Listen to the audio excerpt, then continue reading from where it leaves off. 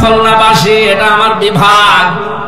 বউ কুছো করে আমি কথা বলতে পারি, এখানে আমার কোনো ভয় নেই। যদিও এখন সারা বাংলাদেশের 64টা জেলার 630টা থানায় কোনো ভয় আমার আর নেইও।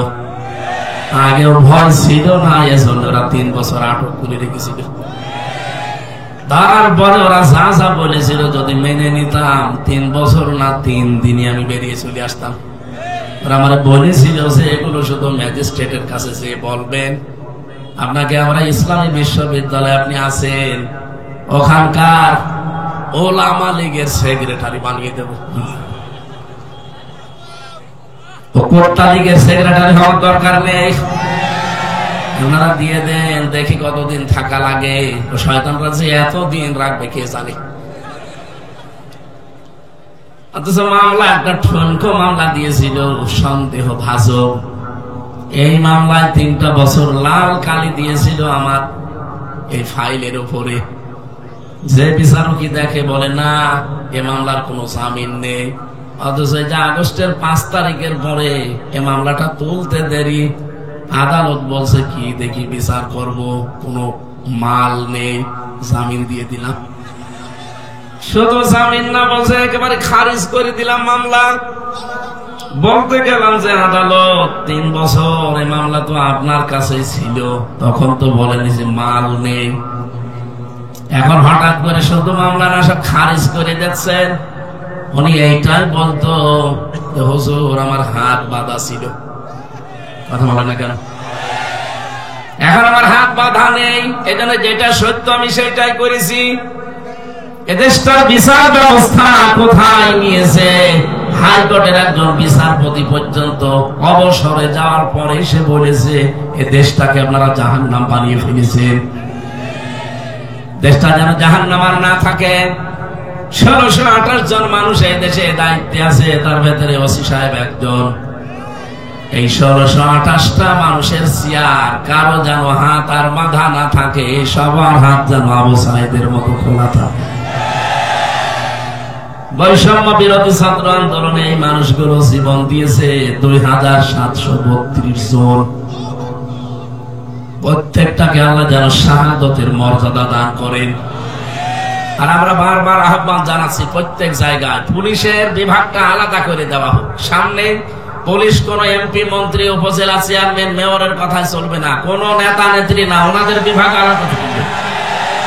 ওনারা চলবে, ওনাদের কমান্ড যেটা আছে আইজি বলবে সেই অনুযায়ী, কোন নেতা নেত্রীর কথা চলবে না। এটা সারা দেশে আমরা বলছি, সব আলেমরা, আর এটাই দরকার, নয়তো ওনাদের হাত আবার বাধা হয়ে যাবে। এই কথা বলেন না কেন? আলেমদেরকে প্রধান উপদেষ্টা মাঝে মাঝে ডাক দেয়, আলেমদের পক্ষ থেকে আমরা 3-4 জনকে পাঠাই, এইটা বলে বলে দেই যে তাদের সাথে একান্তে আপনারা এটা বলবেন। বিশেষ করে প্রশাসনের যতগুলো বিভাগ আছে তারা যেন কোনো এমপি মন্ত্রী কোন নেতা নেত্রীর কথা না, ওনাদের বিভাগটা হবে আলাদা। এই দেশ শান্ত হতে 41 সাল লাগবে না, 41 ঘন্টায় যথেষ্ট। সব আছে ওনাদের কাছে। এই জন্য 1628টা চেয়ার আমরা চাই সব হাত যেন খোলা থাকে। খোলা থাকলে আমার মতো ন্যায় বিচার সবাই পাবেন। আর যদি হাত হয় বিচারপতির মতো হুজুর আমার হাত বাঁধা, মূল্য চুরি করে যাবেন, 3 বছর না 30 বছর জেল খাটবেন।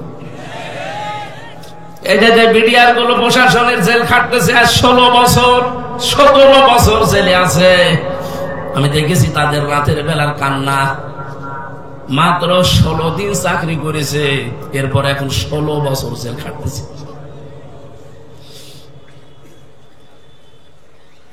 আমি পঞ্চগড়ের এক মুরব্বী পেয়েছিলাম, মাত্র আর 1 মাস তার চাকরির মেয়াদ ছিল, অথচ 17 বছর তার জেল খাটা শেষ। মাঝে মাঝে তাহাজ্জুদের নামাজ পড়তে যখন উঠতাম রাত 2:30-3টায়, ওই মুরব্বী দেখতাম ইনার মতো উঠে একটা চিৎকার করে কান্নাকাটি করতো। আমার মনে হয় তার শব্দটা আরো সে গিয়ে ধাক্কা দিত। জালেমের চেয়ারের পেছনে কত মানুষের রক্ত, কত মানুষের চোখের পানি, হাজারি, কত মানুষের আর্তনাদ। বিশেষ করে আয়না ঘরটা আমি তো এই মিনিটায় ছিলাম 10 দিন, আমি টের পেয়েছি বড়টাই তো আরো গুরুত্বপূর্ণ, ভয়াবহ। ছোটটাই যদি আজাবরা দিতে পারে তে বড়টাই কি দিত। মুফতি ফখরুল সাহেব আমার সাথে ছিল, আমি মাঝে মাঝে দেখতাম, আমাকে উনি শোনাতেন, ভাই আপনার সাথে কি করেছে আমরা জানি না, তবে আমারে নিয়ে ওরা হাতে পায়ের ভেতর দিয়ে হাত দিত, সামনে লোহার ব্যারিকেড আছে, ওর সাথে হাতে হ্যান্ডকাপ লাগিয়ে রাখত। আরে 2 মিনিট 5 মিনিট 2 ঘন্টা না, 24 ঘন্টা, বছরের পর বছর। 1.5-2 মিনিট সময় দিত টয়লেট করার জন্য। সকালে একটা পচা ছোলা দিত, দুপুরে 1 মুঠ ভাত দিত, তাও মনে আছে কেউ মাখিয়ে দিয়েছে।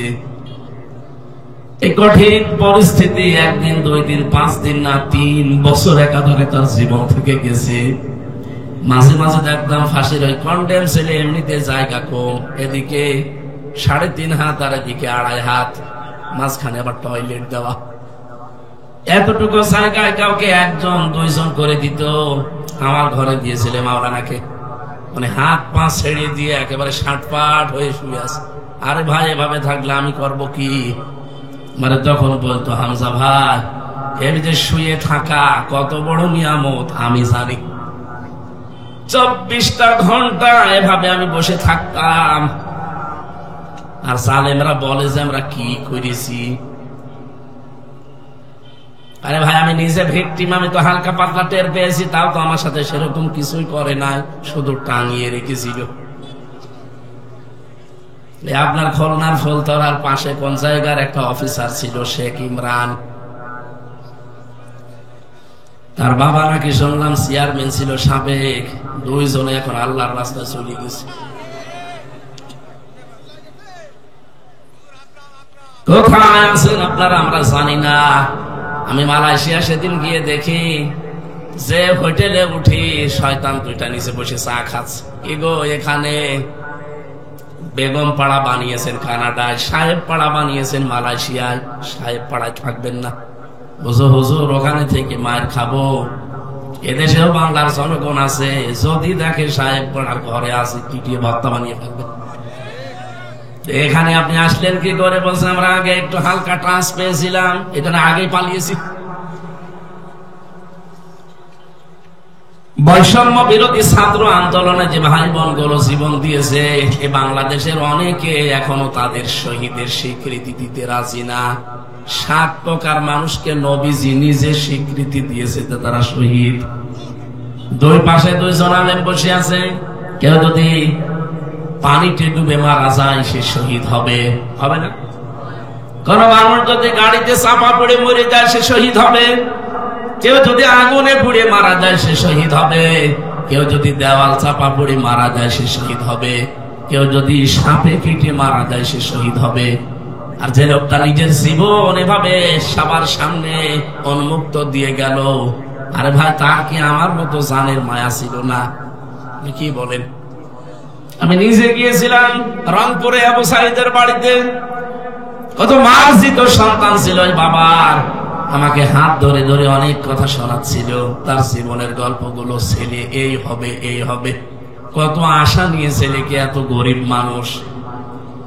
আরে ভাই জীবনের মায়া নেই কার? প্রতিটি মাঝিবের ভেতরে তার জীবনের মায়া আছে। একটা ছেলে একেবারে জীবনটা এভাবে উন্মুক্ত করে দাঁড়িয়ে আছে, হাতে নিয়ে জীবন অত সহজ? আপনি একটু জানতো দেখে। এখানে শহীদ এই শব্দটা আমি খুব গুরুত্ব নিয়ে বলি সব সময়। শহীদ যারা হয়েছে তাদেরকে কেউ যদি বলে না উনি শহীদ না, আপনি মুখ দিয়ে কথা বলতেও পারবেন না। এই বাংলাদেশে আজ পর্যন্ত আপনি দেখেছেন শহীদ জিয়া, শহীদ শেখ মুজিব কেউ বলে না? আমি আজও শুনিনি। কিন্তু জিয়ার নাম শুনলেই মানুষ আগে একটা শব্দ জুড়ে দেয়, শহীদ জিয়া। কারণ শহীদ হওয়ার জন্য যে সমস্ত কাজ কারবারগুলো করা লাগে তার অনেক কাজ তার জীবনে আমরা পেয়েছি। আরাফাতের ময়দানের পাশে মসজিদের নামিরা আছে, সেখানে যে দেখে আমি 16 সালে একবার খুতবা শুনছিলাম। কাবার ইমাম খুতবা দিতে গিয়ে বাংলাদেশের সাবেক প্রেসিডেন্ট শহীদ জিয়াউর রহমান তার জান্নাতের মাকাম কামনা করছিলেন খুতবার ভেতরে। আপনি জায়গাটা চেনেন, আরাফাতের ময়দান। উনি আরবিতে যে কথাগুলো বলছিলেন তার বাংলা সামারাইজ এইটা, লক্ষ লক্ষ মানুষকে যেই লোকটার মাধ্যমে এই নিম গাছ বা জিয়া গাছ বলে ওদের, সাজারাত জিয়া, এই গাছের কারণে তাদেরকে ছায়া দেওয়ার ব্যবস্থা হয়েছে। আল্লাহ তুমি ওই শহীদ জিয়াকে মাফ করে দিও। আরাফাতের ময়দানের দোয়া কবুল হয়, এটা নবীজির হাদিস। কত লক্ষ লক্ষ হাজিরা শুধু বাংলাদেশ না, সারা বিশ্ব থেকে যে ওই জায়গায় হাজির হওয়া লাগে। আমি নিজেও ওখানে হাজির ছিলাম, ওই গাছের নিচে। ইমাম সাহেব দোয়া করছে খুতবার ভেতরে আমাদের এই শহীদ জিয়ার নামে। অথচ আমি আজ পর্যন্ত পৃথিবীর কোন জায়গায় শহীদ শেখ মুজিব শুনি তো নাই। দোয়া আরো করলে অনেকে দেখি উল্টা দোয়া করে। আমি গোপালগঞ্জের এক হুজুরের দোয়া শুনছিলাম ইউটিউবে। তিনি বলছে, আল্লাহ বঙ্গবন্ধুকে তুমি জাহান্নামের সর্বনিম্ন স্তর দিও, জায়গা মতো পাঠিয়ে দিও। জায়গা আসলে ওইটাই। এদেশে স্বৈরাচার হওয়ার জন্য যারা প্রথম ভূমিকা পালন করেছে এই দেশে ওনাকে দিয়ে শুরু। এই যে রক্ষী বাহিনী, লাল বাহিনী, নীল বাহিনী, এগুলো কোথা থেকে? ওনার জামানা থেকে। কথা বলছে না কেন? সর্বশেষ ওনার মেয়ে দিয়ে শেষ হয়ে গেল। এই বাংলায় আর কোনদিন কোন স্বৈরাচার তৈরি হবে না ইনশাআল্লাহ। তৈরি যেন হতে না পারে সেই ব্যবস্থা করা লাগবে। কথা বলেন। এদেশের 300 জন এমপি, তারা যেন প্রত্যেকে আল্লাহর কোরআনে কারীম বুকে নিয়ে সংসদে যেতে পারে সেই ব্যবস্থা আমাদের করা লাগবে। এটা যদি আপনার কাছে রাজনীতি মনে হয়, হ্যাঁ এটাই আমার রাজনীতি, কারণ এইটা যতদিন সংসদে না যাবে, অন্তত 300 এমপির ভেতরে 151 জন এদেশ থেকে একটা অন্যায় ওয়াজ করে আপনি বন্ধ করতে পারবেন। আমির জামাত ডক্টর শফিকুর রহমান হাফিজাহুল্লাহ ঘোষণা দিয়েছেন অলরেডি, এই দেশে যদি কোরআন সংসদে যায় 56,000 বর্গ মাইলে সাদাবাজ এই শব্দটা থাকবে না। এই শব্দ দেশে আছে না? পুলিশ হয়রান হয়ে যায় এদের ধরার জন্য। ওদের ডিউটির ভেতরে মনে হয় 24 ঘন্টা ডিউটির 8 ঘন্টায় কাটে এই শয়তানদের পেছনে। ওই সময়টা জনগণের পেছনে তারা দিতে পারবে। সত্যি কথা বলছি, যদি কোরআন সংসদে যায় এবার, সর্বপ্রথম এদেশ থেকে সাদাবাজি ঝাঁটিয়ে বিদায় করা হবে ইনশাআল্লাহ।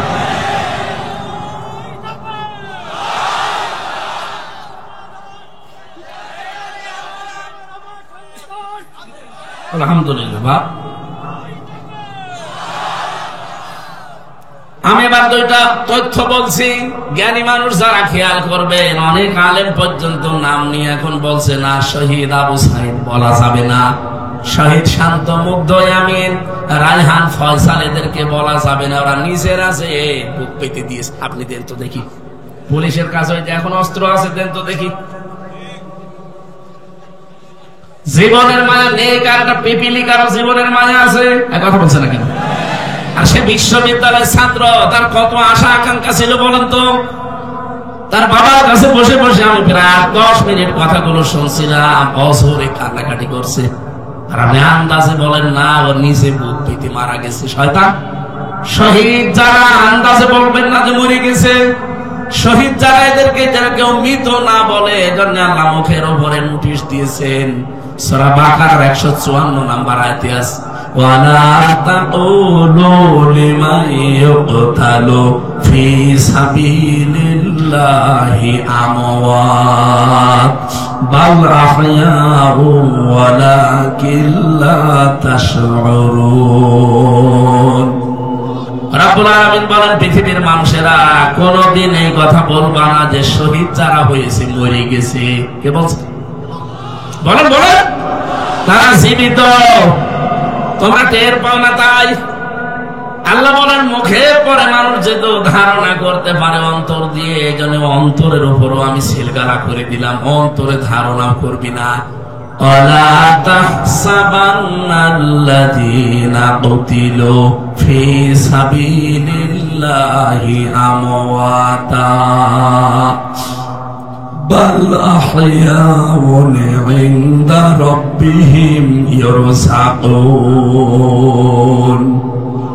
সূরা আলে ইমরান 169 নম্বর আয়াতে আছে, আল্লাহ বলেন ধারণাও করবে না অন্তরে যে যারা শহীদ হয় এরা মরে গেছে, না, এরা জীবিত এবং আমি নিজে তাদেরকে রিজিক দেব। আজকে মাওলানা গাউসুল আজম হাদি এখানে ওসি সাহেব পর্যন্ত বসে আছে, মানিরুজ্জামান, এই দুইজনকেই বলছি যদি ওনারা এখন মারা যায় আর যদি ঈমান নিয়ে মরে যায় কবরে দিয়ে দেবেন, এখন থেকে ঘুমিয়ে পড়বে, কিয়ামত পর্যন্ত ঘুমিয়েই থাকবে। যেদিন ইসরাফিল ফুৎকার দেবে সিংহায়, সেই দিন ওনারা জেগে উঠবে, এর মাঝে আগে পরে আর কিছু নেই। কথা বুঝে?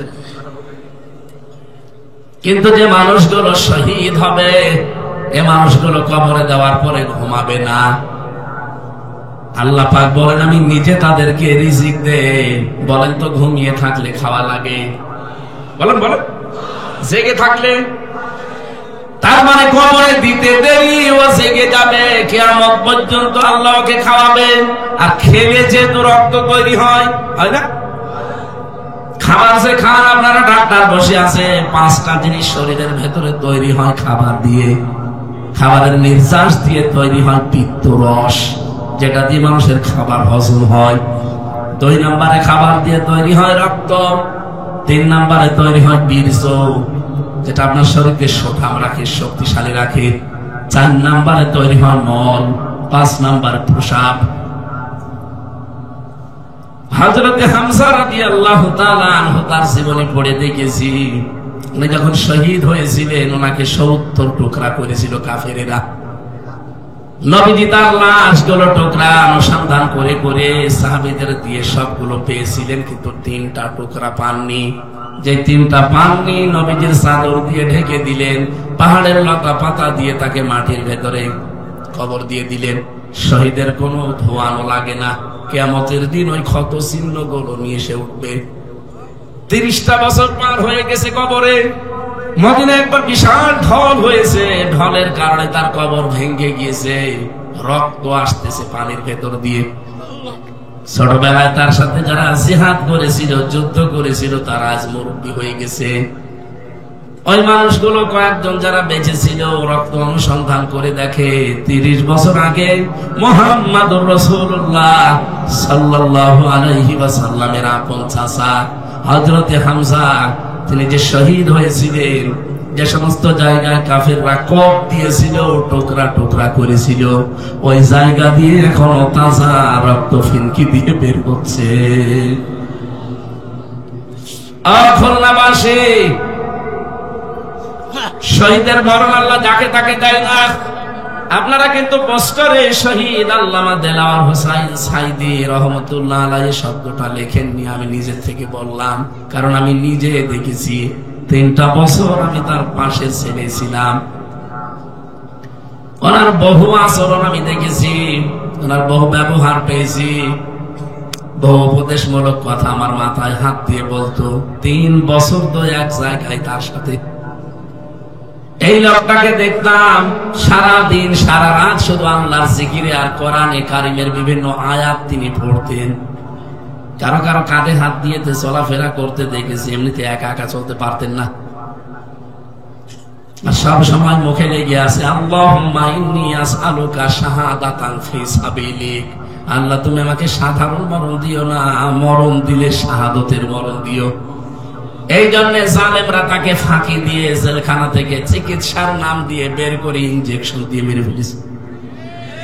ওনার পূর্বপুরুষ আপনি টাকা, ওনার যে পূর্বপুরুষ যারা, ওনারা যারা মেনে চলতেন, যাদেরকে ইমাম আবু হানিফা রহমতুল্লাহ আলাইহি, তাকেও জালেমরা 8 বছর জেলখানায় রেখে যখন আর নরম করতে পারে নাই, সর্বশেষ বিষ প্রয়োগ করে মেরে ফেলেছে। শত শত বছর পর তাদের উত্তরসূরি হিসাবে যারা পরিচিত বাংলাদেশে শহীদ আল্লামা দেলাওয়ার হোসাইন সাইদি, তাকেও কিন্তু জালেমরা 13 বছর রাখার পরও দুর্বল করতে পারে না। আমাকে নিজেই বলেছে কয়েকদিন, আমার তো ভালোভাবে প্রথমে ভাবে চিনত না। আমি একদিন যে বলছি হুজুর আপনি আমাকে চিনেন, কে? আমার নাম হামজা, কুষ্টিয়া। তখন আস্তে আস্তে মনে করে বলছে, ও যে আব্দুল্লাহ আলামিন, আবুল কালাম আজাদ বাশার, তারেক মনোয়ার, হামজা, মাসুদ আমার কাছে এসে এই কথাগুলো বলে। এবার চিনিছি। তখন আস্তে আস্তে পরিচিত হয়ে কথাগুলো শুনতাম, দেখেছিলাম উনি মাঝে মাঝেই বলতো হামজা। ওরা কিন্তু মাঝে মাঝে আমার অফার দিত, জেলখানার ভেতরে গোয়েন্দা পাঠিয়ে দিত। মাঝে মাঝে আমার বলতো, আপনি নিজে যদি জামাত ইসলামী বাংলাদেশ ছেড়ে দিয়ে নিজে একটা আলাদা দল খোলেন, ওই দলের নিজে আপনি সভাপতি হবেন, আপনি অথবা নিজে আপনি পীর সাহেব দাবি করবেন, যত মুরিদ লাগে সারা দেশ থেকে আমরা সাপ্লাই দেব, আপনার যা লাগে। জেলখানা তো না, একেবারে রাজকীয় জীবন আপনি কাটাবেন, শেষ বয়সে পরিবারের কাছে থাকতে পারবেন। ওনাকে কতবার অফার দিয়েছিল গোয়েন্দা বিভাগের লোকেরা, ডিজিএফআই, এনএসআই, যতবার দিয়েছে বলেছে না, আমি বুঝে শুনে এই দলে আছি। ওল হাদিহি সাবিলি আদউ ইলাল্লাহ, এই আয়াত আমি ওনার মুখে শুনেছিলাম। সূরা ইউসুফের 108 নম্বর আয়াতটা আমাকে শুনিয়েছে। হামজা, আমি এই পথে মানুষকে ডাক দিয়েছি সারা জীবন, আন্দাজে না, বুঝে শুনে ডেকেছি। আলা বাসিরাতিন, আন্দাজে ডাকি নাই, আমি দেখে শুনে বুঝে শুনে সজ্ঞানে ডাক দিয়েছি। এইটাই আমার পথ। আমার পথ এইটা শুধু না, ওমানিত্তাবানি, আমার অনুসরণ যারা করবে তাদের এই একই পথ। আমি কোরআনের এই আয়াতটাকে জীবনের সঙ্গে বানিয়ে নিয়েছি। এজন্য 50 বছর আমি কোনোদিন বাবার দিকে ডাকি নাই, স্বামীর দিকে ডাকি নাই, ভাবির দিকে ডাকি নাই, ডেকেছি আমার আল্লাহর দিকে। তার সারা জীবনের ডাক ছিল কোন দিকে? কোনদিন শুনেছি যে তার বাবার দিকে মুরিদ হওয়ার জন্য ডাকতেছে? তার সারা জীবনে 50 বছর তিনি ডাকি দিয়েছেন এইভাবে যে আসো আল্লাহর পথে, আসো রাসূলের পথে। এ পথ থেকে সরানোর জন্য ইমাম আবু হানিফাকে যেমন চেষ্টা চালিয়েছে, পারে নাই। সাইয়্যিদ কুতুবকে চেষ্টা চালিয়েছে, পারে নাই। সাইয়্যিদ কুতুবের জীবনী আমাকে পড়িয়েছিলেন এটিএম আজহারুল ইসলাম, রংপুরের কৃতি সন্তান, এখনো পর্যন্ত লোকটা জেলে আছে। লুৎফুজ্জামান বাবরকে মুক্তি দিয়েছে সরকার, সেই মামলায় ওনারও একই মামলা। লুৎফুজ্জামান বাবরকে 17 বছর যদি পরে মুক্তি দেওয়া যায়, এটিএম আজহারুল ইসলামকে মুক্তি দেওয়া লাগবে। কারা কারা এই মাসলুম জননেতার মুক্তি চান? দেখি লিল্লাহি তাকবীর।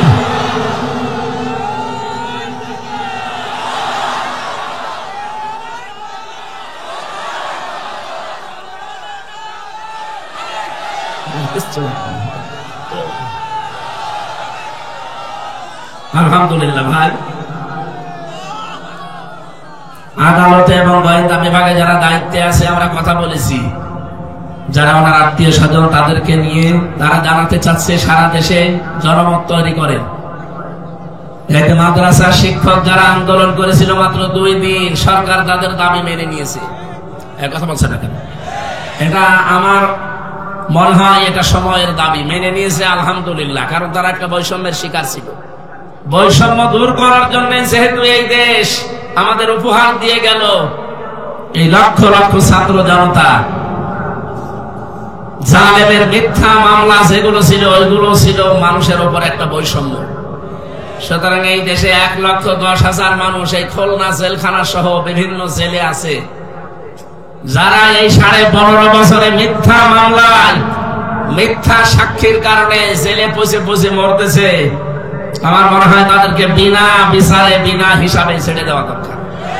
বলেন, লুৎফুজ্জামান বাবরকে আপনি যদি ছেড়ে দিতে পারেন, আজহারুল ইসলামকেও ছেড়ে দেওয়া লাগবে, একই মামলা তারা। আমার ভাইরা, আমি যে কথা বলতে চাই আপনাদের, হযরতে আমির হামজা যদি 30 বছর পরে তার শরীর থেকে তাজা রক্ত বের হয়ে আসতে পারে, শাহাদতের মরণ আল্লাহ কিন্তু এমনি কাউকে দেয় না। আল্লামা সাঈদীকে আল্লাহ ওদের হাতে মেরেছেন, এই কারণে তিনি সারা জীবন দোয়া করতেন, আল্লাহ আমাকে শাহাদতের মরণ দিও। এমনিতে ঘুমিয়ে থাকলে যদি মরেছে তো কেউ শহীদ বলতো না। গতকালকে আমার এক দাদা মারা গেছে, ঘুমিয়েছিল, উঠে দেখছে নেই, মরে গেছে, ওনাকে কেউ শহীদ বলবে? বলুন। আল্লামা সাঈদী 13টা বছর জেলখানার ভেতরে, তো কতদিন ঘুমিয়েছেন? একদিন যদি শুনতাম যে ঘুমিয়েছিল, উঠেছে মরা, আমরা শহীদ বলতাম না। তো নিজে দেখা, আপনারা ভালো মানুষ নিয়ে গেলেন, হাসতে হাসতে লোকটা বের হচ্ছে। যাওয়ার সময় আমি কারারক্ষীকে জিজ্ঞাসাও করেছিলাম যে ভাই কি হয়েছে, বসে ওনাকে ছেড়ে দেওয়া হবে। মিথ্যা প্রলোভন দিয়ে নিয়ে গিয়ে আপনারা ইনজেকশন দিয়ে মেরে ফেললেন। এই মোস্তফা জামান নামে যে ডাক্তার, এরে ধরে যদি ডিম থেরাপি দেওয়া যায় সব বলে দেবে। কাকে কাকে কেন কেন কি কারণে কার ইশারা এগুলো করেছে সব জানে। শয়তান আছে কোথায়? এখন পালিয়েছে। আমার ভাইরা, যে কথাটা তুলছিলাম এই কথাটা শেষ করি। সূরা আলে ইমরানের 140 নম্বর আয়াতের মাঝের অংশে আয়াতটা আমি ব্যাখ্যা বিশ্লেষণ করেছি, সামারাইজ করে বলছি। যার জীবন কর্মজীবন, যার জীবন এবং কর্মজীবন ভালো করে খেয়াল করুন। এমনিতে আপনাকে আল্লাহ শাহাদাতের মরণ জীবনও দেবে না। যার জীবন এবং যার কর্মজীবন আমার আল্লাহর কাছে পছন্দ হবে, যার প্র্যাকটিক্যাল লাইফটা আল্লাহর ভালো লাগবে।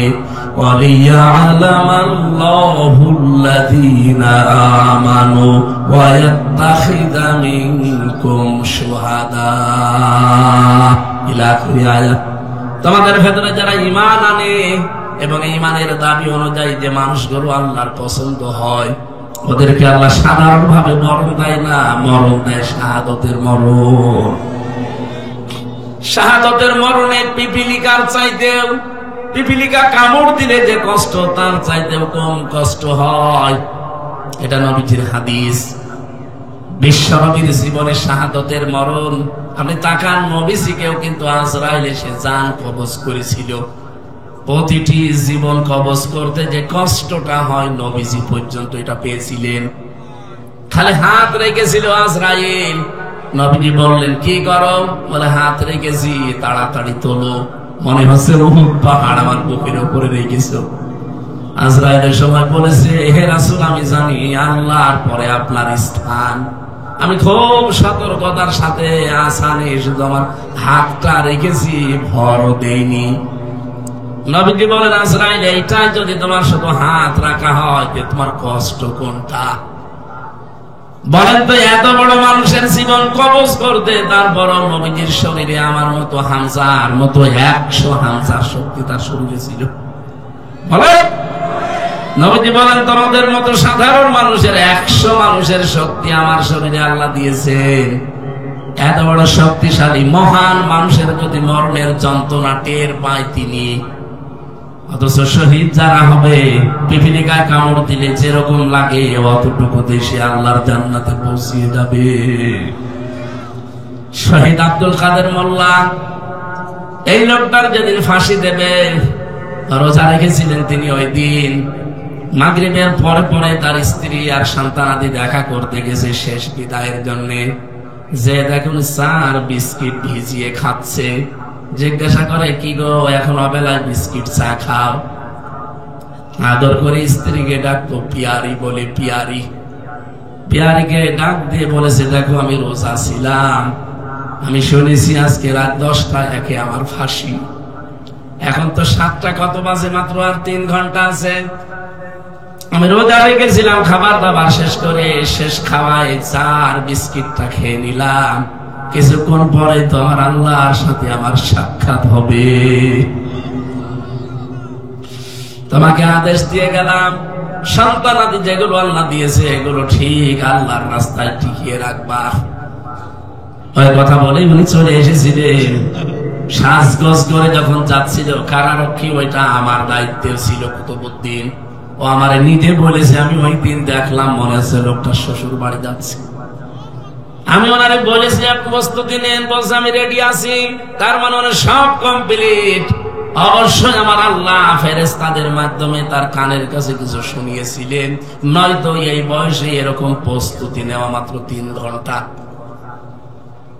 রব্বুল আলামিন বলেন, ইন্নাল্লাযীনা ক্বালু রাব্বুনাল্লাহু সুম্মা ইসতাকামু তাতানাজ্জালু আলাইহিমুল মালাইকা। অবশ্যই যারা এই কথা বলতে পারবে দুনিয়াতে যে আমাদের রব আল্লাহ, শুধু বলেই শেষ করে দেবে না, টিকে থাকবে। বাংলাদেশে বহু মানুষ আমাদের রব আল্লাহ এ কথা বলার পরে আর টিকে থাকতে পারে নাই, তারা এখন মুনাফিক হয়ে গেছে। এই কথা বলেন না কেন? আপনি মাওলানা ফরিদ উদ্দিন মাসুদের নাম শোনেননি? ও তো বলতো রব আমার আল্লাহ, কিন্তু টিকে থাকতে পারে নাই। বাবা যুদ্ধ আসলে ঈমান হারিয়ে ফেলেছে, জালেমদের পাঁচাটা গোলামি করেছে সারা জীবন। এখন মানুষের ভেতরে আল্লাহ ওর প্রতি একটা ঘৃণা তৈরি করে দিয়েছে। মাওলানা সাঈদী ইন্তেকাল করেছে, শহীদ হয়েছে, তার নাম শুনলে মানুষ এখন দোয়া করে। আর লোকটা জীবিত আছে, পরিমাণ মানে মানুষ দেশে পেলে কুকুরের মতো পিটাবে। বাস্তবতা বোঝা লাগবে। আল্লাহকে রব বললে শুধু হবে না, টিকে থাকা লাগবে। এই 15.5 বছরে বহু মানুষকে আমরা দেখেছি টিকে থাকতে পারে নাই, কিন্তু যারা টিকে ছিল আল্লাহ বলেন তাতানাজ্জালু আলাইহিমুল মালাইকা, এদের বিপদে আপদে আমি আল্লাহ ফেরেশতা নাযিল করে সাহায্য করেছি। তাতানাজ্জালু এটা মোসারে বর্তমান ভবিষ্যৎ, প্রেজেন্ট ফিউচার, শুধু এখন না, কিয়ামত পর্যন্ত আয়াতটা থাকবে। বলেন বলেন। মালা কন্যা দিয়ে মালাইকা বহু বচন দিয়েছেন। ফেরেশতারা এসে কি করবে জানো? আল্লাহ তাখাফু ওয়ালা তাহজানু। ফেরেশতারা মরণের সময় পর্যন্ত এসে বলবে কোনো ভয় নেই, কোনো চিন্তা নেই। আপনার ছেলে মেয়ে নিয়ে, বউ নিয়ে, চাকরি বাকরি নিয়ে, দলের লোক নিয়ে চিন্তা হয়, কোনো টেনশন করবেন না, ওদের সব দায়িত্ব আল্লাহ নিজেই তুলে নিয়েছে। এই কথা যখন কানের কাছে এসে ফেরেশতারা বলে, তখন লোকটা সাহস পায়, তখন তিনি তৃপ্তির হাসি দেয়। 2 নম্বরের ব্যাখ্যা হচ্ছে, সামনে ফেরেশতারা আয়াতটা তুলে ধরে, ওয়া আবশিরু বিল জান্নাহ, ওই যে জান্নাত দেখা যাচ্ছে, ওইটার সুসংবাদ দেওয়ার জন্য আমরা এসেছি। আল্লাহর কসম, শহীদ মীর কাশেম আলী, শহীদ আব্দুল কাদের মোল্লা, এই 2 জনের ব্যাপারে আমি নিজে দেখেছি, শুনেছি কারারক্ষীর কাছে, কারণ তারা আমার দায়িত্বে ছিল। ওরা যা বলেছে আমি আয়াতের সাথে মিলিয়ে দেখেছি। ফেরেশতারা অবশ্যই তাদের কানের কাছে এসে এই সংবাদগুলো শুনিয়েছে। এই জন্য 3 ঘন্টা পরে যার ফাঁসি, সে হাসতেছে।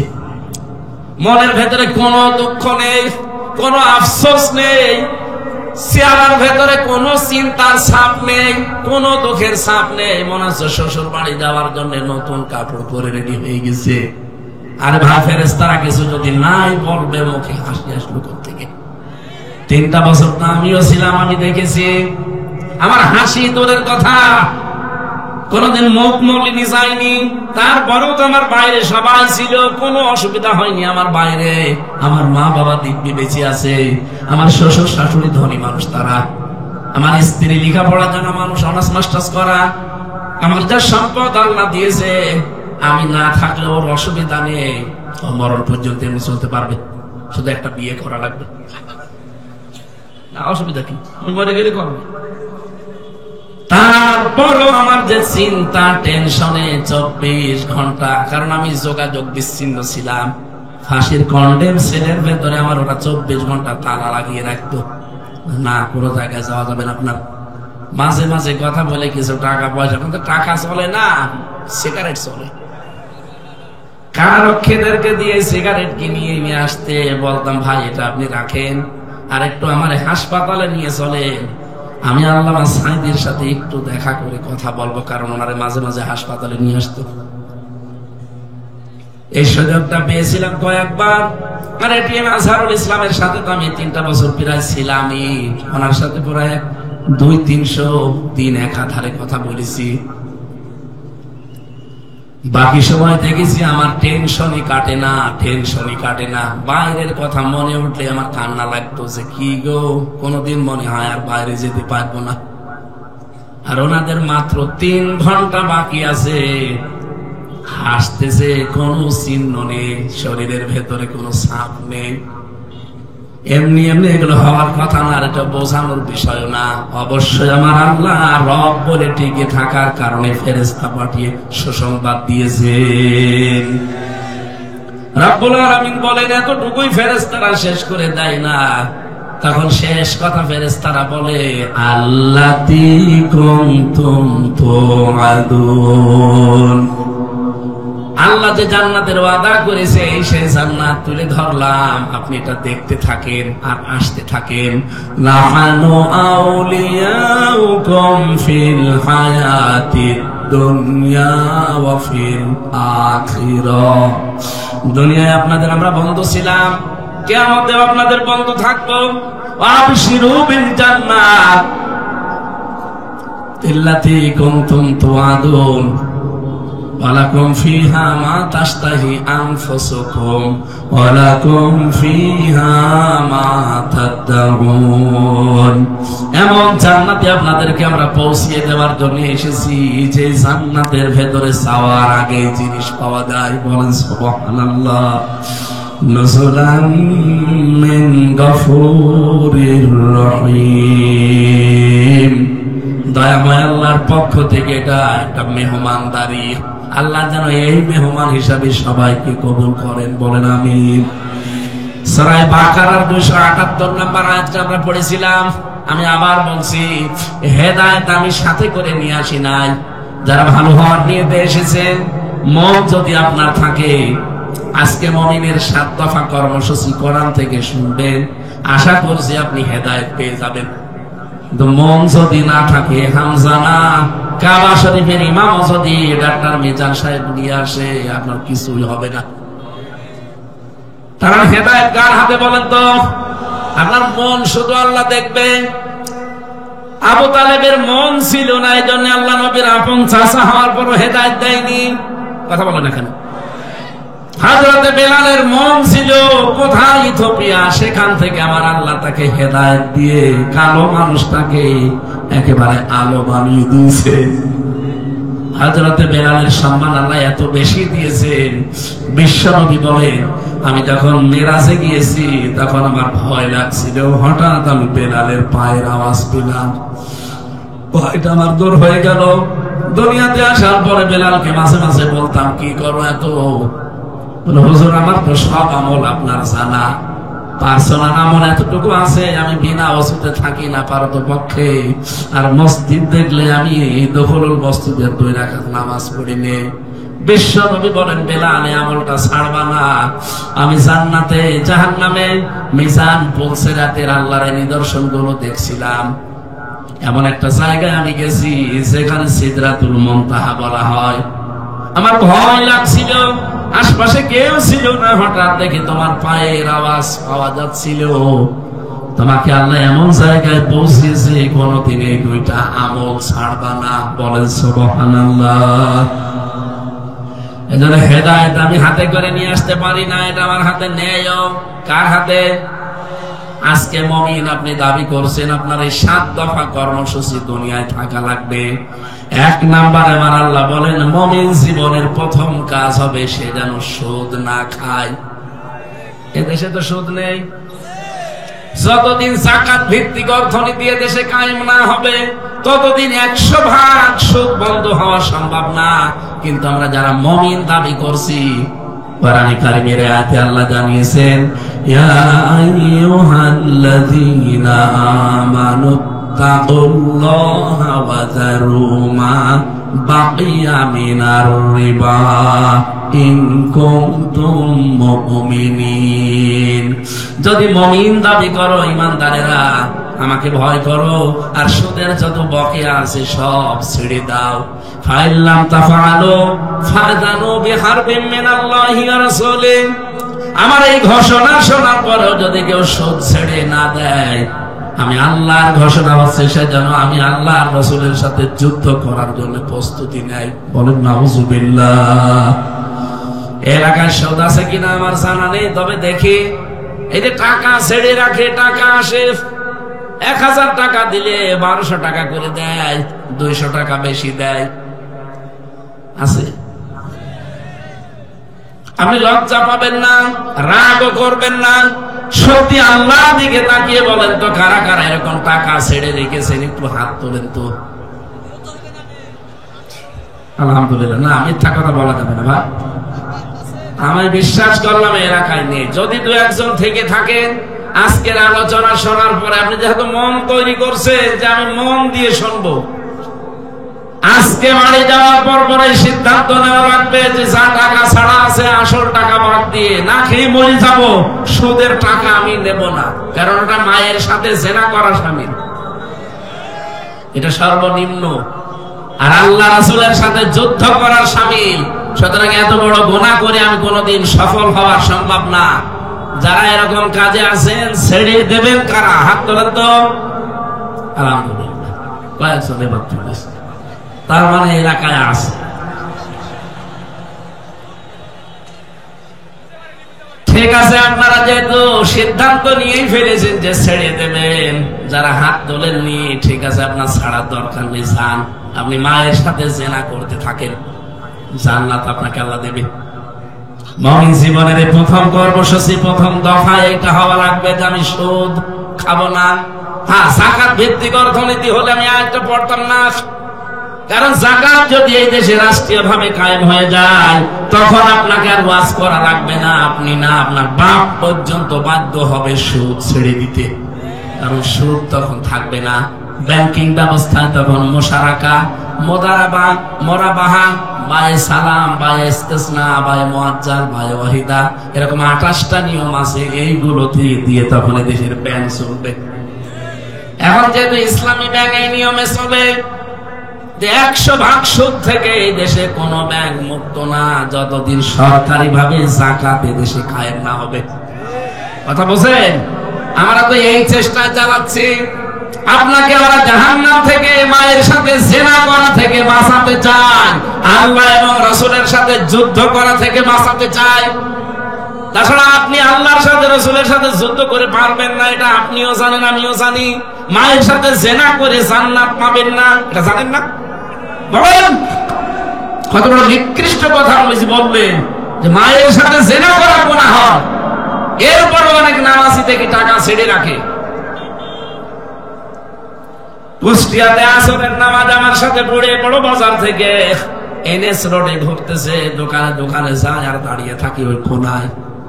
4-5টা দোকানে দেখার পরে আমার কেমন যেন লাগলো, ডাক দিয়ে বললাম, মুরব্বি, নামাজ তো পড়ে আসলেন, আমার সাথে আমার পেছনে পেছনে খালি দোকানে দোকানে বসেন কি? কথা বলে না, আমার কাজ আছে। কাজটা কি? পরে এই দোকান থেকে ওই দোকানে চলে গেল, কি যেন হাতের ভেতরে দিল। দোকানদার আমারে বলছে, হুজুর উনি টাকা ছেড়ে রাখে মাসে মাসে, প্রতি মাসের এই তারিখে আসে টাকা তুলতে, 1000 টাকায় 200 টাকা বেশি, ওই টাকা উনি তুলতে আসে।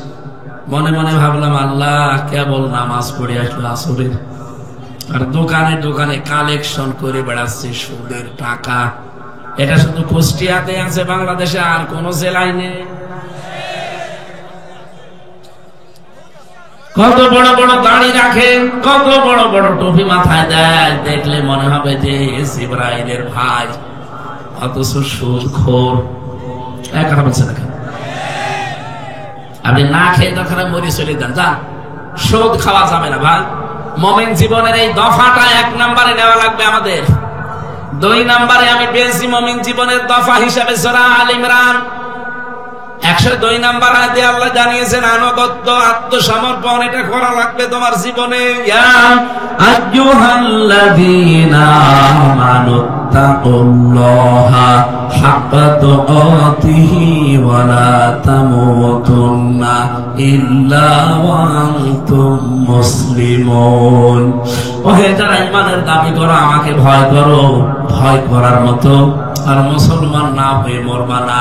তার মানে আত্মসমর্পণকারী হওয়া লাগবে আপনাকে। এখন আপনি আত্মসমর্পণ করবেন কোথায়? আমাদের জাতির পিতা হযরত ইব্রাহিম আলাইহিস সালাম এটা আমাদেরকে শিখিয়েছেন। ইদ ক্বালা লাহু রাব্বুহু আসলিম ক্বালা আসলামতু লিরাব্বিল আলামিন। হযরত ইব্রাহিমকে আল্লাহ যখন বলেন আত্মসমর্পণ করো, সারেন্ডার করো, তিনি বললেন আমি বিশ্ব জগতের প্রতিপালক আল্লাহর কাছে আত্মসমর্পণ করে ফেলেছি।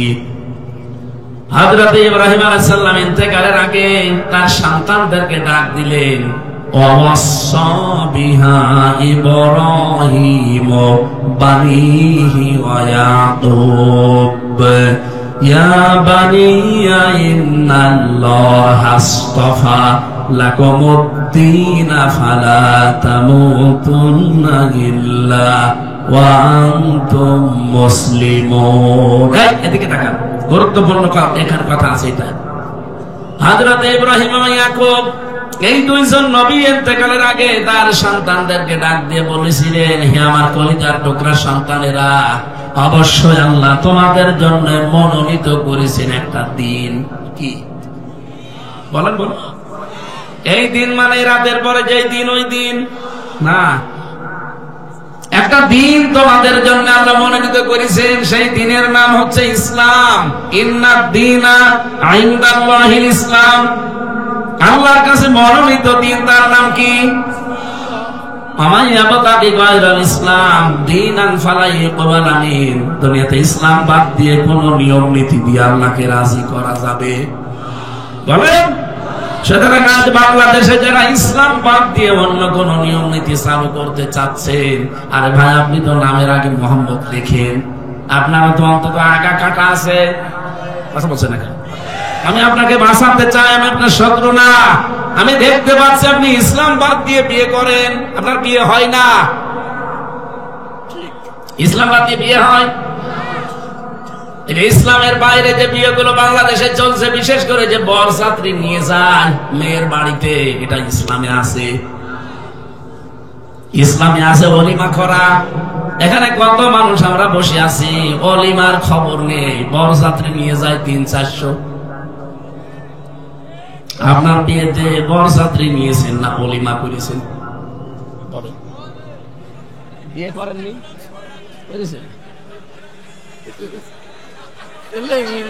ছেলে মেয়ে মেলা, বিয়ে করেছে অলিমা। আমি অলিমার কথা জিজ্ঞাসা করলাম। আলহামদুলিল্লাহ, উনি বয়সের ভারে হয়তো কথাটা বুঝতে পারেন। আমি মিজান সাহেবকে বলছি, বলেন তো অলিমা করেছে না বরযাত্রী নিয়েছিল? বরযাত্রী নেননি? আলহামদুলিল্লাহ। আমাদের প্রধান অতিথি অলিমা করেছিলেন? আলহামদুলিল্লাহ। এই যে ওসি সাহেব বিয়ে করেছেন না? বলা না। অলিমা করেছেন বিয়েতে না বরযাত্রী নিয়েছে? বরযাত্রী নেয়নি। আলহামদুলিল্লাহ। এই পরিবারে বিয়ে করা যায়। ওসির ছেলে মেয়ে থাকলে ওনার সাথে আত্মীয় করবেন না। আজকে থেকে সিদ্ধান্ত নেওয়া লাগবে, দিনে যেটা নেই ওইটা মুসলমান করবে না। এটা মুমিন জীবনের কর্মসূচি। সুতরাং দিন ইসলামে কোন বরযাত্রী নিয়ে খাওয়ায় সিস্টেম নেই। অলিমা করতে হবে। অলিমা ছেলের বাড়ি না মেয়ের বাড়ি? হ্যাঁ, ছেলের বাড়ি। সুতরাং যাদের মেয়ে আছে তার বাড়িতে আরো ৩-৪০০ জন নিয়ে খাবেন। আপনি ফকির নাকি? আশা করছি এই নিয়মটা বাদ দেবেন। ইসলাম বাদ দিয়ে বিয়ে করলে যেমন বিয়ে বৈধ হয় না, ইসলাম বাদ দিয়ে ব্যবসা করলে ব্যবসা হয়। ইসলাম বাদ দিয়ে রাজনীতি করলে রাজনীতি হয়। কত মানুষকে বুঝে হোক না বুঝে হোক আমরা বলতে শুনছি এখন যে কোরআনের সাথে রাজনীতির কোন সম্পর্ক নেই। এ কথা যদি বুঝে শুনে কেউ বলে থাকে ওনার ঈমান চলে গেছে, আবার ঈমান আনা লাগবে। ওনার যদি ঈমান না আনে ওনার জানাজা পড়াও জায়েজ নেই, সে সেই হোক। হ্যাঁ, কথা বলেন না কেন? কারণ এর বাইরে তো আর কেউ নেই। আছে আমার এই ছোট্ট মাথার ভেতরে 918 জায়গায় আমি পেয়েছি কোরআন দিয়ে রাজনীতি করা লাগবে। 918 জায়গায়। আর উনি এত বড় জাতীয় নেতা বলে ফেললো কোরআনের সাথে রাজনীতির কোন সম্পর্ক নেই। আপনি জানবেন কি করে? কোনদিন কোরআনটা একবার বাংলা অর্থ করেছেন? সূরা ফাতিহা যদি আমি আপনাকে জিজ্ঞাসা করি সত্যভাবে আমার সামনে পড়তে পারবেন? যদি পড়তে পারেন আপনাকে আমি মিষ্টি খাওয়াবো। এই জন্য সে বিষয়ে যারা জানেন না, ওয়ালা তাকফু মা লাইসা লাকা বিহি ইলমুন, যে বিষয়ে জানেন না, জ্ঞান নেই, কথা বলবেন না, চুপ করে থাকবেন। যারা জানে তারা কথা বলবে। কথা বলেন না কেন? ইন্না সামআ ওয়াল বাসারা ওয়াল ফুআদা কুল্লু উলাইকা কানা আনহু মাসউলা। শ্রবণ শক্তি, দর্শন শক্তি সবগুলো কিন্তু আপনার কিয়ামতে জবাব দেওয়া লাগবে, আন্দাজে ফতোয়া দেওয়ার কাজ না। সুতরাং যারা বুঝে করছেন, না বুঝে করছেন, আপনি থামবেন। ইসলাম বাদ দিয়ে রাজনীতি হয় না, ওটা হয় দুর্নীতি। এই জন্য ইসলাম দিয়ে যারা রাজনীতি করে তাদের দেখবেন আলাদা কর্মজীবন আছে। এই যে ডাক্তার মিজান, গাউসুল আজম, কথা বলে না কেন? আর ইসলাম বাদ দিয়ে যারা রাজনীতি করে তাদের কোনো কর্মজীবন নেই, ওইটাই তাদের জীবন।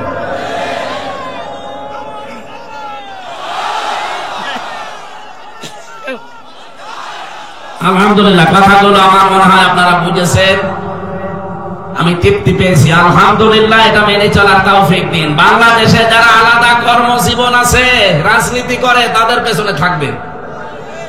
কোন কর্মজীবন নেই, শুধু রাজনীতি, এইটাই তার নীতি। মনে করবেন ওই নীতিতে সে 2-5 বছর পরে 2 বিঘা জমির মালিক ছিল, 10 বিঘা জমির মালিক হয়ে গেল বুঝি। কারণ তো আর কোন কর্মজীবন নেই। ওসি সাহেবের কর্মজীবন আছে, উনি যদি রাজনীতি করে করবে। আর আপনার কোন কর্মজীবন নেই, শুধু আপনার জীবনই রাজনীতি। ওটা আপনার রাজনীতি না, ওটা হবে শেষে দুর্নীতি। কথা বলেন ঠিক কিনা? এই জন্য দিন বাদ দিয়ে, এটা মনোনীত, আমাদের জাতির পিতা তার সন্তানকে বলছে, ইন্নাল্লাহ আস্তাফা লাকুমুদ্দিন, তোমাদের জন্য আল্লাহ একটা দিন মনোনীত করেছেন, তার নাম ইসলাম। এটা বাদ দিয়ে কিচ্ছু করবা না। আল্লাহ তামুতুন্না, মরবা না, ইল্লা ওয়া আনতুম মুসলিমুন, যতক্ষণ মুসলমান না হতে পারো। এজন্য মুমিন জীবনের দ্বিতীয় দফা এটা, যে আত্মসমর্পণকারী আল্লাহ এবং রাসূলের সামনে, এটা হয়ে পড়া লাগবে। 3 নম্বরে সূরা মায়েদার 35 নম্বর আয়াতে আমি পেয়েছি মুমিনের জীবনের আসল কর্মসূচি এটা। এটা তার 3 নাম্বার দফায় থাকতে হবে। ইয়া আইয়ুহাল্লাযীনা আমানু তাকুল্লাহা ওয়াবতাগু ইলাইহিল ওয়াসিলা ওয়াজাহিদু ফি সাবিলিহি লাআল্লাকুম তুফলিহুন। ওহে যারা ঈমানের দাবি করো, আমাকে ভয় করো, আর আমি আল্লাহ পর্যন্ত পৌঁছাতে একটা ওসিলা তালাশ করো। আজ বাংলাদেশে বহু ভণ্ডরা ওসিলা মানে পীর ধরা বোঝায়। আসলে যত তাফসীর আছে বাংলাদেশে, ওসিলার 3টা ব্যাখ্যা আমি পেয়েছি। 1 নম্বরে ওসিলা মানে নেক কাজ, 2 নম্বরে ওসিলা মানে কোরআন, 3 নম্বরে ওসিলা মানে নবীর সম্মান। আপনি কোথায় পেলেন পীর ধরা? আপনি দেখান তো। আমি এক ওসি সাহেবকে পড়াতাম কুষ্টিয়ায়, ওই ভার্সিটি যখন পড়তাম সেই 10 সালে। ওই সময় উনি আমারে এইটা বলছে, হুজুর আমি তো বুঝি যে ওসিলা মানে যে কোনো আল্লাহর ওলিকে ধরা না। আপনি কোন জায়গায় পেয়েছেন? বলছেন আমি শুনেছি। শুনলে হবে না, আপনাকে আমি তাফসিরে ইবনে কাসির দিলাম, মারিফাতুল কোরআন দিলাম। এই 2টা তাফসির ওনাকে দিয়ে বলেছিলাম আপনি পড়বেন। কয়েকদিন পরে পুরাটা ব্যাখ্যা শেষ করে আমারে বলছে আমি বুঝে ফেলেছি, ও ভণ্ডরা নিজের দরবার ঠিক রাখার জন্য এই ব্যাখ্যা বানিয়েছে। পরবর্তীতে ওনার রিটায়ার্ড হয়েছে, বাড়ি জায়গা মতো বাড়ি গোপালগঞ্জ। ও জেলার নাম নিলে আমার কেমন যেন লাগে না। লোকটা ভালো হয়ে গেছে আশা করছি। আমি এখন আর সে জেলে যাওয়ার পর থেকে আর পরিচয় নেই, কোথায় আছে স্যার আল্লাহ জানে। কোরআন বোঝার চেষ্টা এসেছি। আমরা চাই যারা জেনারেল শিক্ষিত আছেন বাংলাদেশে, তারা যদি পড়তে না পারেন চেষ্টা চালান, যে কোনো ভাবে আল্লাহর কোরআন আমি পড়বই। অন্তত শেষ বয়স তো কিছু না পারলেও 10টা সূরা যেন বুঝে শুনে শুদ্ধ করে পড়তে পারেন। আপনি চেষ্টা চালান, যদি না পারেন তালবে ইলম হয়ে মারা যাবেন, কিয়ামতে বিচার হবে না আপনার, বিনা বিচারে জান্নাত যাবেন। তালবে ইলমের কোনো বিচার নেই। সুবহানাল্লাহ বলতে পারেন না? তালবে ইলম মানে ওই 7 বছর 8 বছর 10 বছরে না। 11 বছর আসুন ভালো তালবে ইলম হতে পারে, এ মুরব্বিও তালবে ইলম হতে পারে, ওসি সাহেবও তালবে ইলম হতে পারে। কথা বলছেন কেন? যেই বয়সে আপনি আরম্ভ করবেন যে আমি আল্লাহর কোরআন জানতে চাই, আপনি ওখান থেকে তালবে ইলম। কথা বুঝেছেন? মুমিন জীবনে দফা নেওয়া রাখবে আল্লাহর কাছে পৌঁছাতে ওসিলা। ওসিলা মানে নেক কাজ, ওসিলা মানে নবীর সম্মান, ওসিলা মানে কোরআন। আবতাগু ইলাইহিল ওয়াসিলা। যত ওসিলা দুনিয়ায় আছে ওয়াজাহিদু ফি সাবিলিহি, তার অন্যতম ওসিলা এটা, আল্লাহর রাস্তায় জিহাদের মাধ্যমে আল্লাহর কাছে পৌঁছাতে হবে। লাআল্লাকুম তুফলিহুন, আশা করা যায় আমরা সফল হব। 4 নম্বর মুমিন জীবনের কর্মসূচি সূরা তাওবার ভেতরে আছে 119 নম্বর আয়াত, সত্যবাদীদের সাথে থাকা লাগবে। ইয়া আইয়ুহাল্লাযীনা আমানুত্তাকুল্লাহা ওয়া কুনু মা'আস সাদিকিন, ঈমানদারেরা আমাকে ভয় করো আর সত্যবাদী যারা তাদের সঙ্গে থাকো। 5 নম্বরে আমি পেয়েছি সূরা আহজাবের 70 নম্বর আয়াত। যদি কেউ আপনি মুমিন জীবনে কর্মসূচি নিতে চান, 5 নম্বর দফা হাতে নেওয়া লাগবে যে সঠিক কথা বলা লাগবে। দিন যত ভালো খারাপ হোক কোন দিকে তাকানো যাবে না, সঠিক কথা বলা লাগবে। ইয়া আইয়ুহাল্লাযীনা আমানুত্তাকুল্লাহা ওয়া কুলু কাওলান সাদীদা, ঈমানদারেরা আমাকে ভয় করো আর কথা যখন বলবা সোজা কথা, সঠিক কথা বলবা। ইউসলিহু লাকুম আমালাকুম ওয়া ইয়াগফির লাকুম যুনুবাকুম, রব্বুল আলামিন বলেন কেউ যদি সোজা কথা বলার অভ্যাস করে ওর জীবনের কাজগুলো সংশোধন করে দেব, ওর অপরাধগুলো আমি আল্লাহ মাফ করে দেব। বলেন সুবহানাল্লাহ। মুমিন জীবনের 6 নম্বর কর্মসূচি হচ্ছে এই পৃথিবীতে একমাত্র বিশ্ব নবীকে আদর্শ মনে করার। সূরা হাদীদ 28 নম্বর আয়াতে আছে, ইয়া আইয়ুহাল্লাযীনা আমানুত্তাকুল্লাহা ওয়া আমিনু বিরাসূলিহি, ঈমানদাররা আল্লাহকে ভয় করো। এখানে আমিনু বিরাসূলিহি, রাসূলের প্রতি ঈমান আনো মানে তার আদর্শ মেনে নাও। বলেন সুবহানাল্লাহ। এক একটা আয়াতের ভেতরে লক্ষ লক্ষ কথা তাফসীরে আমি পড়েছি, এখন সময় নেই আর আমার গলাও পারবে না, আমি খুব তাড়াতাড়ি করছি। 7 নম্বরের দফা মুমিন জীবনের সূরা হাশরের 18 নম্বর আয়াতে আল্লাহ দিয়েছেন, ইয়া আইয়ুহাল্লাযীনা আমানুত্তাকুল্লাহা ওয়াল তানজুর নাফসুম মা কদ্দামাত লিগাদ ওয়াত্তাকুল্লাহা ইন্নাল্লাহা খাবীরুম বিমা তা'মালুন। মুমিন জীবনের 7 নম্বর দফা হচ্ছে আখিরাতের পুঁজি তৈরি করা।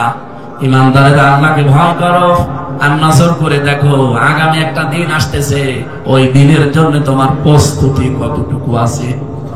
প্রত্যেকে যেন এই 7টা দফা সামনে নিতে পারি। এই 7 দফাকে দুর্বল করার জন্য শয়তান পৃথিবীতে 7 দফা কর্মসূচি হাতে নিয়েছে। 1 নম্বরে শয়তানের টার্গেট আমাদেরকে দিয়ে সে কুফরি করাবে। কি করাবে? যদি না পারে, এটা ফেল হয়, তাহলে 2 নাম্বার তার কর্মসূচি আমাদেরকে সে বেদাত করাবে। এটাতে যদি না পারে, 3 নাম্বারে সে আমাদের দিয়ে কবিরা গুনাহ করাবে। এটাও যদি না পারে, 4 নাম্বারে আমাদের এমন এমন কাজে আঞ্জাম দেওয়া হবে যে সমস্ত কাজ কারবার করলে পৃথিবীতে অভাব অনটন চলে আসে। কারণ মানুষ যখন অভাবে পড়ে যায় তখন আকাশের চাঁদও তার কাছে রুটির মতো মনে হয়। এই জন্য 6 নাম্বার 5 নাম্বারে পেয়েছি অধিক ভালো কাজ সে বাদ দিয়ে দেবে। কাজ আপনি করছেন, এই যে আমি ব্যবসা করি, একটা কাজ করি, দোকানদারি করি, কাজ করি, কিন্তু হঠাৎ নামাজের সময় এসে গেল, শয়তান হয়তো ধোঁকা দিয়েছে কোনো কায়দায়, বলবে তুই তো কাজে আসিস। নামাজও একটা আল্লাহর কাজ, এই কর্মজীবনও আল্লাহর কাজ। কাজ দুইটাই না? কথা বলে না কেন? আমি যে দোকানদারি করছি 8 ঘন্টায় কিন্তু ইবাদত, নামাজ পড়াও। ও আমাকে এইটার ভেতরে নিমজ্জিত রেখে আল্লাহর বিধানটা থেকে দূরে সরিয়ে রাখবে, এটা তার টার্গেট। এটা ওর দফার ভেতরে আছে। এর ভেতরে বেশি 6 নাম্বার তুলনামূলক ভাবে ভালো কাজগুলো বাদ দিয়ে কম সওয়াবের কাজে আপনাকে এই দুনিয়ায় নিমজ্জিত করে রাখবে।